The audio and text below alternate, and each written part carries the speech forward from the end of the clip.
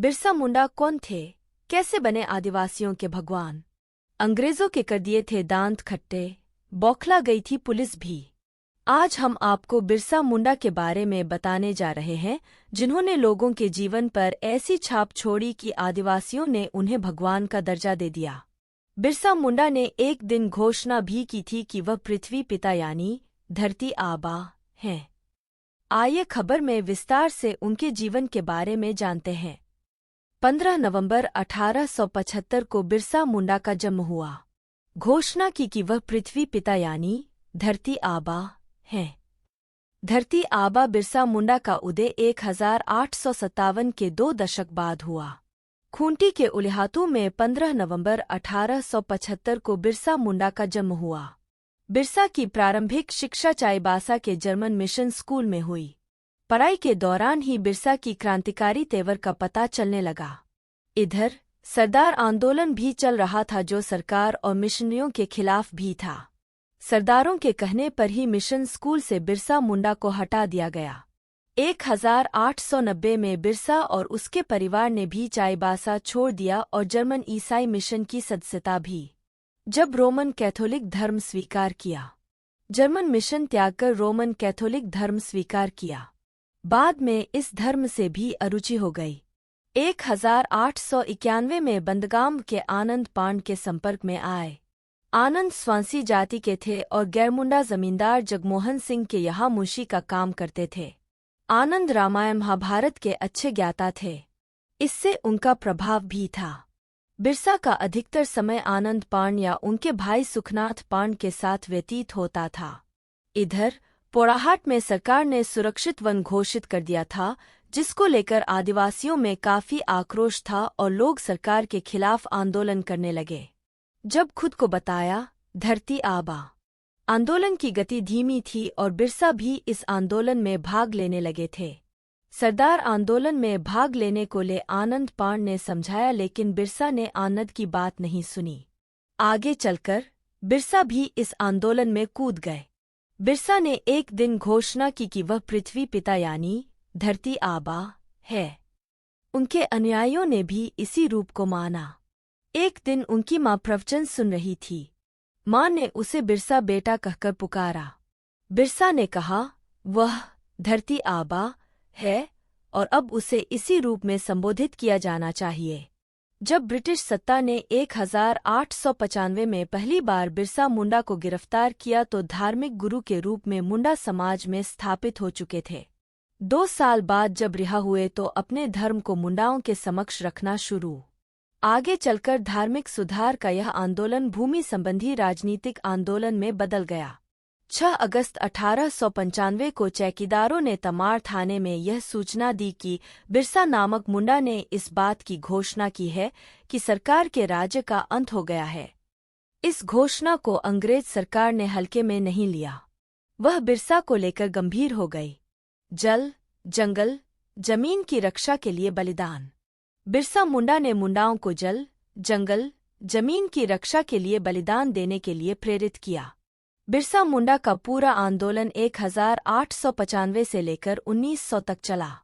इसमें भी 1899 दिसंबर के अंतिम सप्ताह से लेकर जनवरी के अंत तक काफी तीव्र रहा।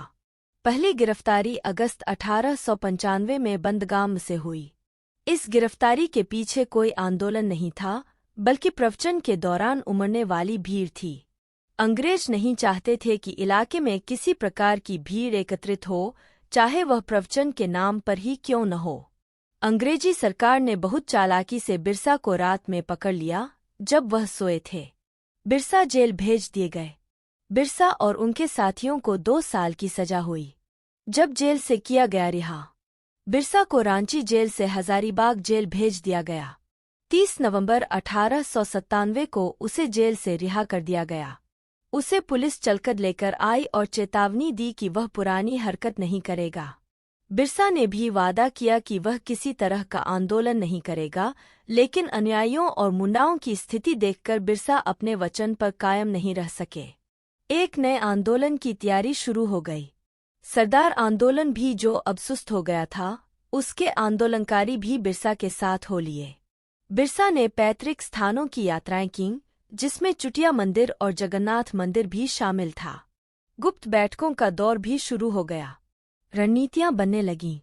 बसिया, कोलेबिरा, लोहरदगा, बानो, कर्रा, खूंटी, तमाड़, बुंडू, सोनाहातू और सिंहभूम का पोड़ाहाट का इलाका अंगड़ाई लेने लगा। ईसाई पादरियों पर जमकर प्रहार।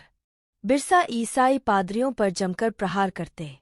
इस भाषण से यह बात जाहिर होती है कि पादरी आदिवासियों के बीच किस तरह का अंधविश्वास फैला रहे थे। बिरसा का प्रभाव उसके समुदाय पर पड़ रहा था और यह परिवर्तन उन्हें एकजुट कर रहा था। यह सब करते हुए 1898 बीत गया। भीतर भीतर जंगल सुलग रहे थे। पुलिस भी बिरसा और उनके अनुयायियों पर नजर रखे हुए थी। पल पल की खबर के लिए उसने कई गुप्तचर छोड़ रखे थे। चौकीदारों का काम भी यही था। फिर भी बिरसा चकमा दे जाते। कब कहाँ किस पहाड़ी पर बैठक होनी है, यह बहुत गुप्त रखा जाता। अबुआ दिशुम, अबुआ राज। जमींदारों और पुलिस का अत्याचार भी बढ़ता जा रहा था। मुंडाओं का विचार था कि आदर्श भूमि व्यवस्था तभी संभव है जब यूरोपियन अफसर और मिशनरी के लोग पूरी तरह से हट जाएं। इसलिए एक नया नारा गढ़ा गया, अबुआ दिशुम, अबुआ राज, जिसका मतलब है कि अपना देश अपना राज। बिरसा मुंडा और उनके अनुयायियों के लिए सबसे बड़े दुश्मन चर्च, मिशनरी और जमींदार थे। जमींदारों को भी कंपनी ने ही खड़ा किया था। इसलिए जब अंतिम युद्ध की तैयारी शुरू हुई तो सबसे पहले निशाना चर्च को ही बनाया गया। इसके लिए क्रिसमस की पूर्व संध्या को हमले के लिए चुना गया।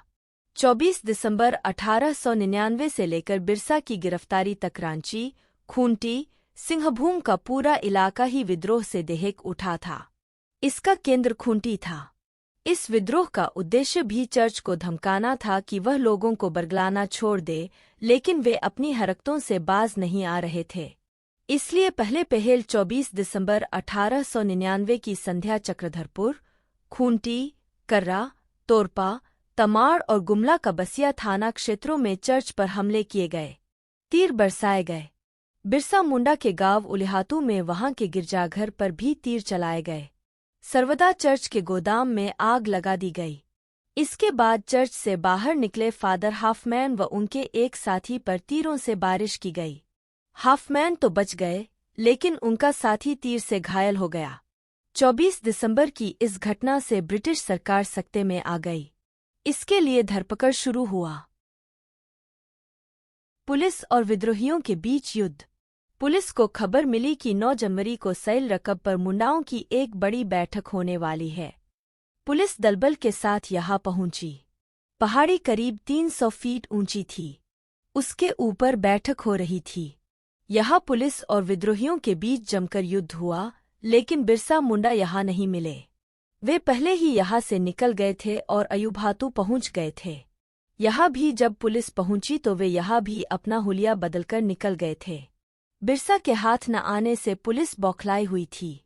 अब पुलिस ने लालच की तरकीब निकाली और बिरसा का पता देने वालों को इनाम की घोषणा की। यह उक्ति काम कर गई। वे पोड़ाहाट के जंगलों में अपना स्थान बदलते रहते।